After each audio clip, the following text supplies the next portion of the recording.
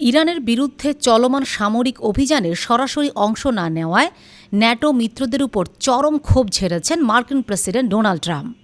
শুক্রবার নিজের social media platform truth সোশ্যালে দেওয়া এক পোস্টে তিনি ন্যাটো দেশগুলোকে কাপুরুষ বলে অভিহিত করেছেন এবং ভবিষ্যতে এই অসহযোগিতার কথা যুক্তরাষ্ট্র মনে রাখবে বলে হুঁশিয়ারি দেন। ট্রাম্পের মতে ন্যাটো দেশগুলো তেলের উচ্চ মূল্য নিয়ে অভিযোগ করলেও হরমুজ প্রণালী সচল করতে বা ইরানের বিরুদ্ধে লড়াইয়ে যোগ দিতে রাজি হচ্ছে না। তিনি দাবি করেন, ইরানের বিরুদ্ধে সামরিক বিজয় এখন সময়ের ব্যাপার এবং ন্যাটোর জন্য এই লড়াইয়ে যোগ দেওয়া ছিল অত্যন্ত কম ঝুঁকির, অথচ তারা কেবল নিজেদের স্বার্থ দেখেছে। ট্রাম্প স্পষ্ট জানিয়েছেন, হরমুজ প্রণালী বন্ধ থাকায় বিশ্ববাজারে তেলের চড়া মূল্যের একমাত্র কারণ, যা নিরসনে মিত্ররা এগিয়ে আসছে না।